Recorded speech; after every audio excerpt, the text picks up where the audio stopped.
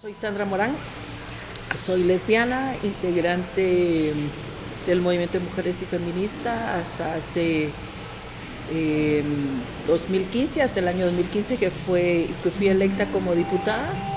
Tengo 2 años de estar en el Congreso de la República, soy la única lesbiana en el Congreso y la única persona de la comunidad LGTBI en el estado de Guatemala, la única pública. He sido parte del movimiento de mujeres y feministas desde el 92.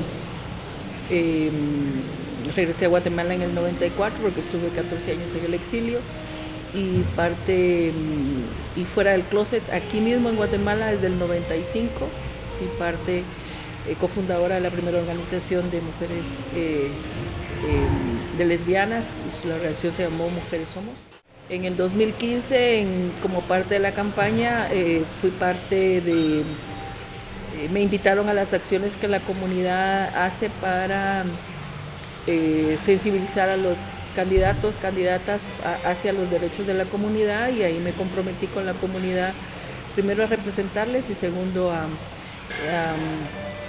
trabajar leyes que pudiera reconocer los derechos y lograr el ejercicio de ellos.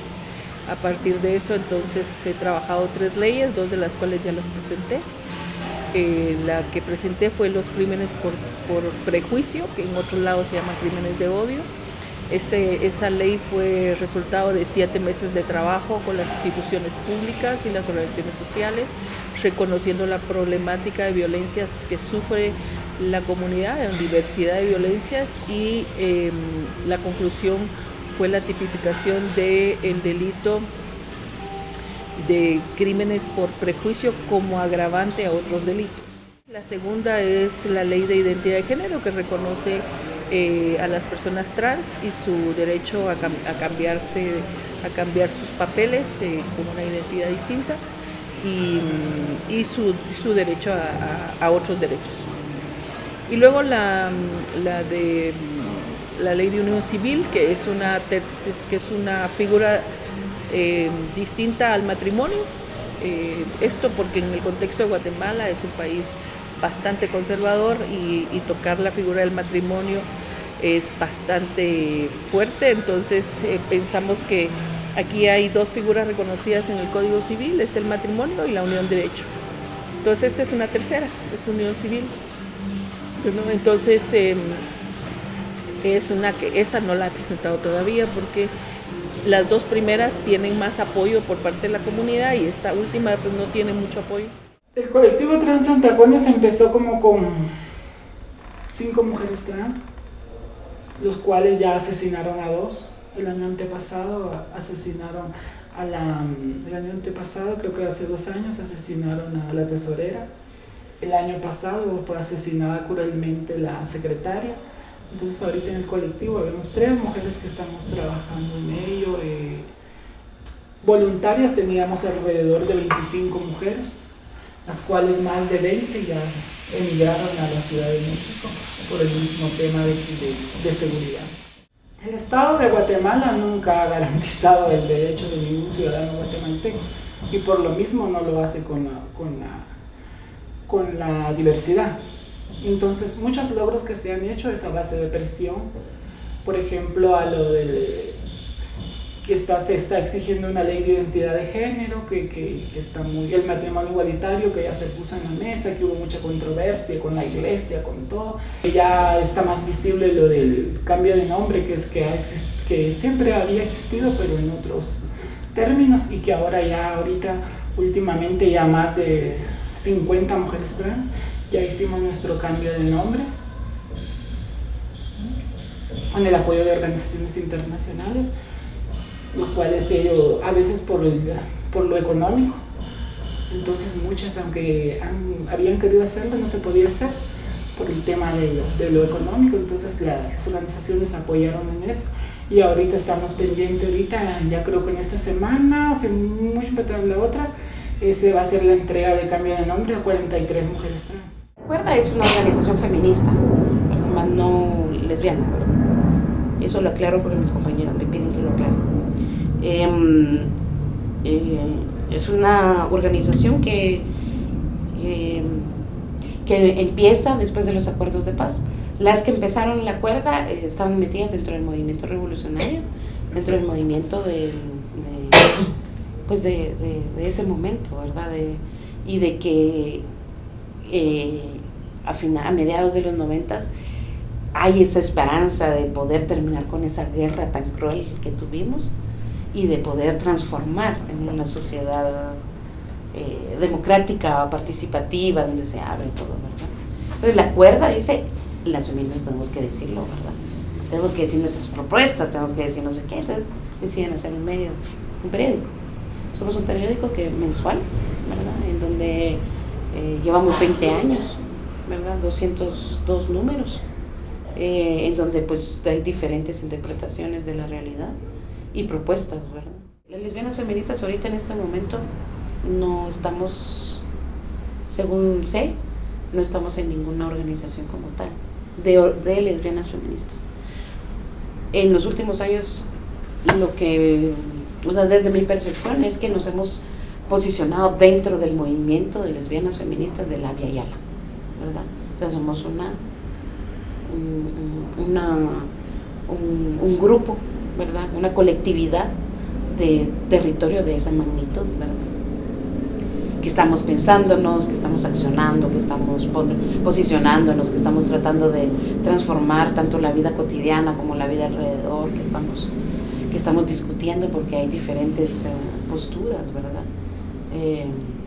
Y que yo creo que una de las cosas es cómo estamos complejizando qué significa el régimen heterosexual en tu vida y qué significa el régimen colonial, por ejemplo, ¿verdad? Atravesado por el militarismo, atravesado por las políticas neoliberales. Entonces yo creo que es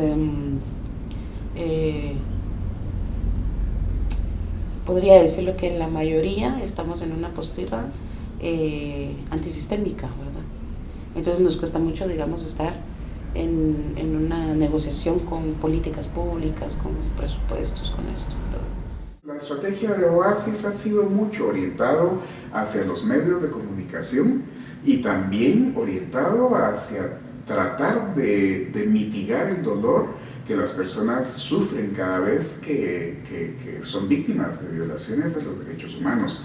Nosotras y nosotros nos dedicamos a acompañar a personas que quieren denunciar aquellos crímenes de odio que lamentablemente en Guatemala todavía no están tipificados como delitos. En el año 2016, un diputado me habló para preguntarme si queríamos escribir una iniciativa de ley para enfrentar ese proceso tan difícil de los crímenes de odio por orientación sexual e identidad de género. Y mi primera respuesta fue decirle al diputado que no lo iba a hacer, y fue impresionante la cara que me hizo, como, ¡ay, no lo vas a hacer!, ¿verdad?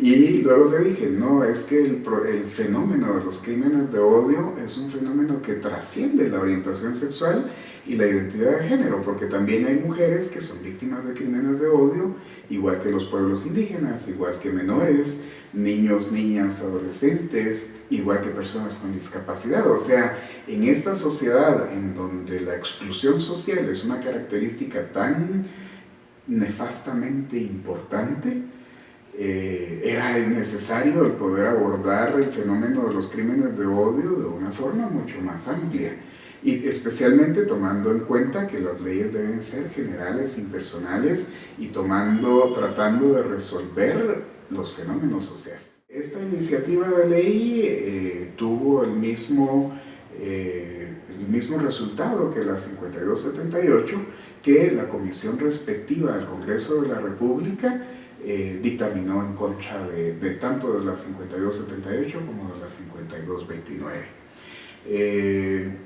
Yo creo que actualmente en el Congreso de la República de Guatemala sigue habiendo ningún tipo de posibilidades de poder plantear los temas de la diversidad sexual.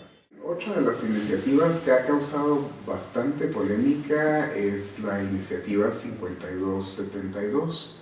Esta iniciativa fue escrita por las iglesias evangélicas y que tiene un antecedente en el año 2005, cuando fue aprobado el matrimonio homosexual en Canadá.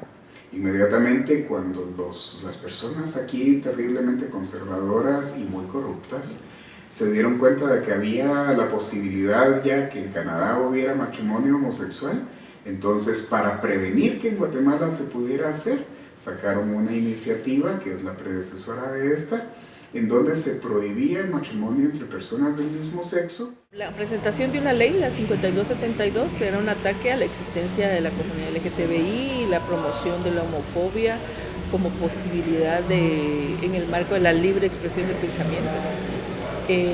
Afortunadamente esa ley no ha caminado totalmente, está todavía, tiene dos ámbitos, el ámbito de prohibir el matrimonio homosexual, permitir la homofobia, etc. Esa parte se quitó, pero la otra parte que se mantiene es el castigo al aborto.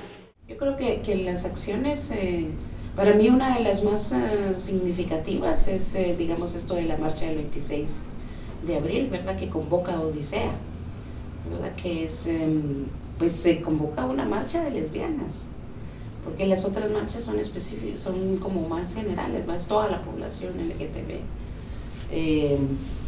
o digamos la marcha de las mujeres o la marcha de feministas.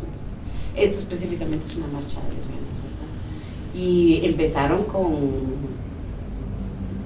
20, o no sé, ¿verdad? Pero era un número muy pequeño, ¿verdad? Y pues con mucha rebeldía a ser públicas, ¿verdad? Mucha rebeldía, pues se besaban y hacían bailes y eso, ¿verdad? Con medidas de seguridad, ¿verdad? Porque caminaban por una de las avenidas más céntricas de la ciudad de Guatemala, ¿verdad? Entonces, siempre estás con el riesgo de cualquier reacción.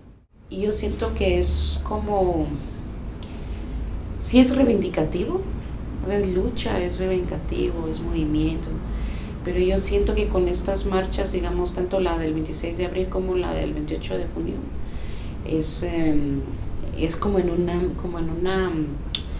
una sintonía, en una energía de celebrar la vida, ¿verdad?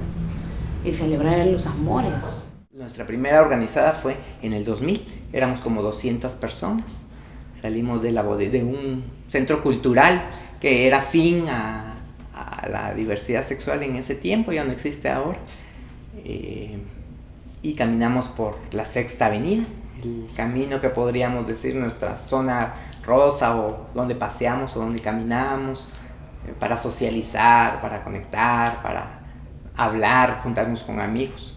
Fuimos por toda la Sexta Avenida hasta la discoteca más antigua de Centroamérica Gay. Ahí terminamos nuestro desfile, ese primer desfile, y éramos como 200 personas. Teníamos muchísimo miedo, muchos de nosotros iban con máscaras o con antifaces, y nos sentimos así como que ¡guau! Cuando lo tenemos un gran logro. Entonces, en el 2002 continuamos, y por eso es que el 2018 va a ser nuestro 18 desfile. Los primeros años eran más de protesta, era una caminata tipo nuestras muertes, nuestras ejecuciones, y nos dimos cuenta que estábamos transmitiendo ese dolor al resto de la población, que empezaba a incorporarse también, que no estaba tan cerca de nuestras organizaciones o de las organizaciones que estaban en el comité.